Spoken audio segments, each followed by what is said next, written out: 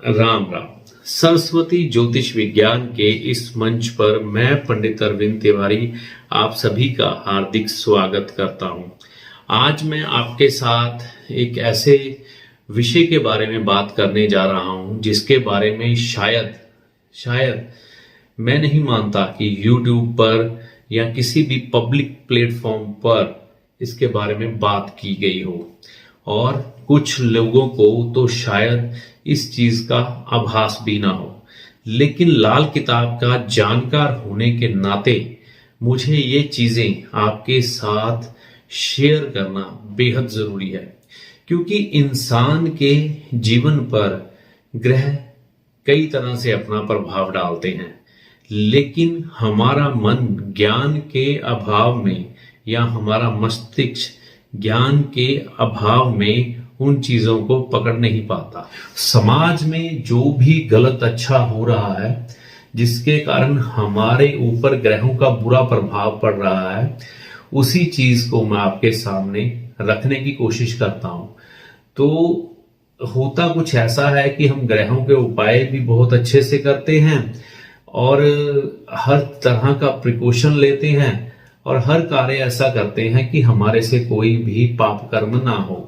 लेकिन जाने अनजाने समय के प्रभाव में कुछ तब्दीलियां ऐसी हो चुकी हैं इस कलयुग के दौर में कि हमें कई बार ग्रह पकड़ में नहीं आते। ऐसे ही विषय पर आज मेरी अपनी बेटी के साथ चर्चा हो रही थी। उसी के बाद मैं ये वीडियो बनाने के लिए विवश हो गया। तो चर्चा क्या थी, मैंने अपनी बेटी से पूछा, या बात करते करते हमारी बात इस दौर में पहुंच गई कि बेटा, हम पर इस संसार में यानी कि हमारे वातावरण जो कि हमारे इर्द गिर्द है, उसका पूरा प्रभाव पड़ता है।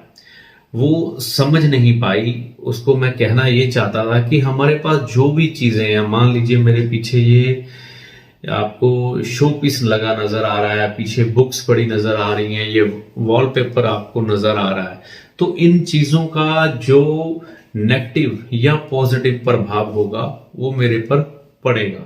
ठीक है। तो ऐसे ही हम जब कुछ वस्त्र धारण करते हैं या कुछ चीजों को ग्रहण करते हैं या अपने इर्द गिर्द रखते हैं, तो उन चीजों का भी प्रभाव हमारे ऊपर पूरा पड़ता है। वो बच्ची थी तो समझ नहीं पाई मेरी बात को। उसने बोला, पापा कैसे? मैंने उसको बोला कि बेटा, हर चीज आप पर प्रभाव डालती है। उदाहरण के तौर पर मैंने बोला, बेटा आप सफेद रंग का जब वस्त्र धारण करते हो तो फिर क्या होता है, सोच के जरा मुझे बताओ। 2 मिनट वो सोचती रही। उसका जो उत्तर आया वो ये था कि पापा, अगर हम व्हाइट कलर धारण करते हैं तो हमें थोड़ी सी पीस ऑफ माइंड या शांति की प्राप्ति होती है।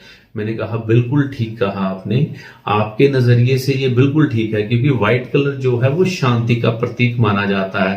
क्योंकि जब भी हम किसी युद्ध का विराम करते हैं तो हम सफेद झंडा दिखाकर ही युद्ध रोकते हैं, जो अक्सर होता था पुराने जमाने में राजाओं महाराजाओं में भी, और आज के समय में भी ऐसा ही जारी है। तो व्हाइट रंग जो होता है उसके अनुसार जो मेरी बेटी ने उत्तर दिया कि शांति का प्रतीक है। मैंने कहा, बेटा एक चीज और है, जब हम व्हाइट कलर अपने ऊपर धारण करते हैं तो हम सन्यास में भी उतर जाते हैं, ये भी आप जानते होंगे। क्योंकि कोई बड़े बड़े सन्यासी आपने देखे होंगे, वो सफेद वस्त्र धारण करते हैं और जीवन को शांतमय ढंग से बिताने का प्रण लेते हैं। यानी कि रंगों का भी पूरा महत्व हमारे जीवन पर होता है। तो व्हाइट कलर जो है वो एक चीज के और काम आता है। वो ये है कि जब हम सफेद वस्त्र धारण करते हैं तो उसमें सूर्य की रोशनी हमें इतना जला नहीं पाती, यानी कि हमारा जो शरीर है या कपड़ा है इतना गर्म नहीं हो पाता, क्योंकि व्हाइट रंग जो है सूर्य की किरणों को अपने अंदर सिकुड़ता नहीं है, यानी कि उससे टकरा कर जो सूर्य की किरणें हैं वो वापस चली जाती हैं। तो हमारे शरीर पर सूर्य की किरणों का भरपूर गर्मी में इतना असर नहीं हो पाता। इसी के अनुपात मैंने कहा, बेटी अगर हम ब्लैक कलर पहने तो क्या होगा, अगर ब्लू कलर पहने तो क्या होगा। वो बोलती कि पापा, जब मैं ब्लैक कलर पहनती हूँ तो मेरे कपड़े जल्दी गर्म हो जाते हैं। तो बस मैंने कहा यही चीज मैं आपको बताना चाहता था कि रंगों का प्रभाव और हमारे इर्द गिर्द पड़ी हुई वस्तुओं का प्रभाव, जो हम यूज करते हैं डेली, उन चीजों का प्रभाव हमारे जीवन पर पूरा पड़ता है। तो वो मेरी बात को समझ गई थी। अब मैं उसे उदाहरण क्या देना चाहता था, देखिए दीपावली के दिन है, घर घर में सफाई चल रही थी, तो हमारे घर में भी चल रही थी, ऑब्वियस सी बात है। तो हमने सफाई करने के बाद देखा कि हमारी कुछ रजाइयां थी जो काफी समय से हमने पिंजाई नहीं की थी। पिंजाई का मतलब क्या होता है पंजाब में, कि रजाई को खोलकर उसका पूरा रुई निकालकर उसको दोबारा से अच्छी तरह से खोलकर उसका रेशा रेशा जैसे वो दब जाता है, इतने साल हम रजाई लेते हैं तो रूह ऐसे दब जाता है, तो उसको खोलकर उसको फुलावट में लाकर रजाई को नए कपड़े में फिर सिला जाता है। तो मैं रजाई सिलवाने के लिए गया था, पिंजवाने के लिए गया था। तो वहां पर जाता हूं तो एक भाई साहब जो रजाई को पिंजने का काम करते हैं, उनको देखता हूं तो उनके पास एक बोरी ये पड़ी होती है। ये शुद्ध रूह है, ये शुद्ध रूह है, आप देख रहे होंगे इसमें दाने दाने से कपास के नजर आते हैं, ठीक है। और एक बोरी इसकी पड़ी थी, ठीक है। अब शायद देखने में आपको इनका फर्क ना नजर आए, लेकिन जब हम ध्यान से देखते हैं तो हमें इसमें से धब्बे दिखाई देते हैं। ये रूह में ये देखिए, ये आपको दाने दाने से कपास के नजर आएंगे, ठीक है। तो ये जो है, ये जो रूह आप देख रहे हैं, इसको फाइबर बोलते हैं और ये प्योर रूह है, ठीक है। तो ये प्योर रूह है। अब शायद कैमरे पे आप भेद ना कर पा रहे हो, लेकिन ये जो प्योर रूह है ना, ये शुक्र का माना गया है। रुई जो है वो शुक्र की मानी गई है। अगर तो आप अपने घर में रजाई का प्रयोग करते हैं और ये शुद्ध रूह से अपनी रजाई बनाते हैं, और जो तलाई यानी कि जो गद्दा हम नीचे लेते हैं वो भी शुद्ध रुई का हो, तो सबसे बढ़िया। तो ये रूह शुक्र का, प्योर शुक्र का है। इसे अगर हम लेकर अपनी पीठ के पीछे गद्दे के रूप में या ऊपर रजाई के रूप में उड़ के सोते हैं, तो हमको शुक्र का प्रभाव मिलता है, शुद्ध शुक्र का, और हमारा शुक्र ग्रह से ठीक रहता है और हमारे शरीर में भी पूर्ण जोश रहता है और किसी चीज की कोई भी कमी नहीं आती, क्योंकि हम शुक्र ग्रह के प्रभाव में रहते हैं। दूसरी तरफ ये रूह था, मैंने कहा भाई साहब ये आजकल बहुत ज्यादा प्रचलन में है, इसका कारण क्या है। वो कहते एक तो रूह जो है वो कम से कम 250 से 300 रुपए किलो में मिलता है, और जो ये फाइबर इसको बोलते हैं, ये जो है 150 से 100 रुपए किलो के बीच में मिल जाती है। मैंने कहा रुई तो मेरे को समझ आ गई, ये जो फाइबर है ये क्या बला है, ये क्या चीज क्या है ये। तो उन्होंने मुझे बताया कि ये जो फाइबर होती है ना, प्लास्टिक की बोतलें जैसे कोल्ड ड्रिंक की या और किसी चीज की बोतलें हैं, उन्हें मशीन में डालकर इतना बारीक उस पर धार या चाकू लगाया जाता है, ये रेशे रेशे बन जाते हैं उसके ऐसे।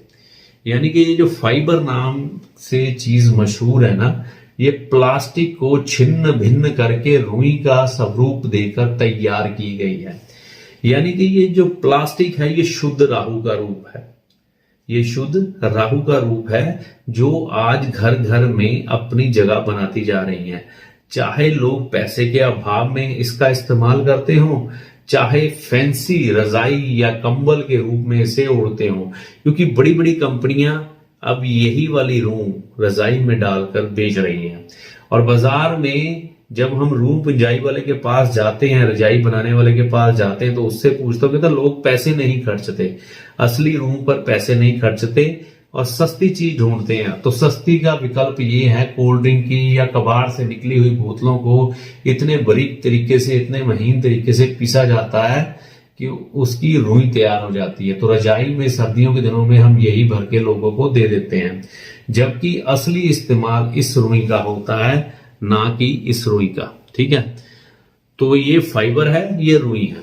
अब आप अगर अपने शरीर पर राहु को ओढ़ के सोएंगे या अपने इर्द गिर्द राहु की चीजें रखेंगे और राहु के प्रभाव में रहेंगे, और कुंडली में भी आपका राहु खराब ही है, राहु कई लोगों के, ज्यादातर लोगों के खराब ही पाए जाते हैं, क्योंकि इस पर बड़ी महीनता से कार्य करने की जरूरत है, वो हम कर नहीं पाते।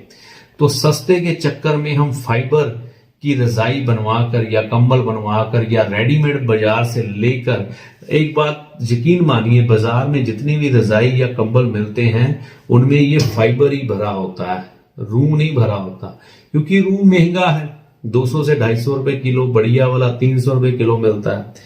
तो ये फाइबर हर जगह एक ही रेट का है, प्लास्टिक को पीस कर बनाया गया है, ऐसे दाना जो कबाड़ का होता है। तो ये वाली रजाई हम अपने घर में रेडीमेड ला रहे हैं, या पैसों के बचाने के चक्कर में इसकी रजाइयां बनवाकर, कंबल बनवाकर, पिल्लो बनवाकर, गद्दे बनवाकर सो रहे हैं।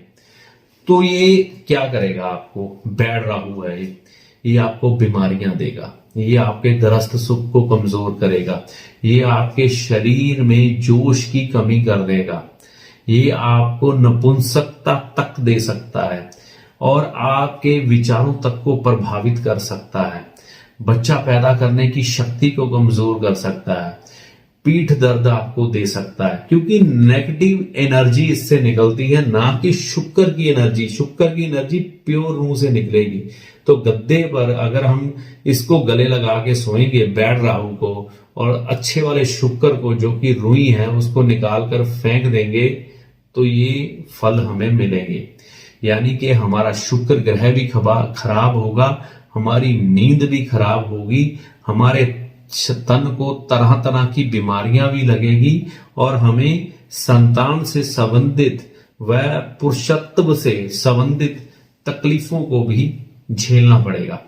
तो ये चीज मेरे सामने आई थी, बच्चे को भी मैं इसका ज्ञान दे रहा था कि बेटा आप जो मर्जी हो जाए, जिंदगी में रुई का इस्तेमाल करना, फाइबर का नहीं।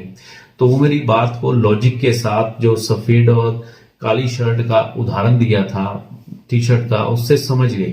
तो मेरा मन था कि ये मेरा परिवार है, यूट्यूब का परिवार है, उनको भी ये चीजें जरूर, इन चीजों से अवगत कराऊं, क्योंकि ये विषय वो है जिनके बारे में कोई भी बात नहीं करता और हमें पता ही नहीं लगता हम कब किस तरह से ग्रहों के बुरे प्रभाव में फंसते चले जा रहे हैं। तो मेरा यही प्रयास कि आप जब भी, अब सर्दी आने वाली है तो रुई का इस्तेमाल शुक्र का करिएगा, असली शुक्र, प्योर रुई लीजिएगा, ठीक है। ये फाइबर है, ठीक है, प्लास्टिक को छिन्न भिन्न करके बारीक तरीके से बनाया गया, तो ये बीमारियां देगा। तो फिर हम उसके बाद कहते हैं हमारे जीवन में तकलीफें बढ़ गई। ऐसे ही छोटे छोटे कारण हैं तकलीफें बढ़ने के। तो जो गद्दा है जिस पर आपने लेटना है, और जो ओढ़नी है रजाई, और जो पिल्लो है वो रुई का होना चाहिए, इस चीज का ध्यान रखिएगा। तो इन छोटी छोटी चीजों का ध्यान रख के हम अपने शुक्र ग्रह को ठीक कर सकते हैं। तो मेरा यही प्रयास था, ये चीज मैं आपके सामने शेयर कर दूं, तो वो मैंने कर दी। बाकी आपको जैसा अच्छा लगे आप वैसा कर सकते हैं। मेरा तो यही मत है, आप रुई का इस्तेमाल करिए, चाहे भले थोड़ी महंगी हो, लेकिन इतने भी कोई आप असमर्थ नहीं है कि एक रजाई ना बना सके। तो ये मेरा प्रयास था। आपको कैसा लगा कमेंट करके अपनी राय जरूर दें। वीडियो अच्छा लगा तो और भी लोगों तक पहुंचाएं, आपके साथ साथ उनका भी भला हो। और अगर आप चैनल पर नए हैं तो इसे सब्सक्राइब करें, नोटिफिकेशन को ऑल पे सेट करें, ताकि हमारे हर आने वाले वीडियो की जानकारी सबसे पहले आपको मिले। तो अगले वीडियो तक के लिए मैं अपनी वाणी को यहीं पर विराम देता हूं। जय माता दी।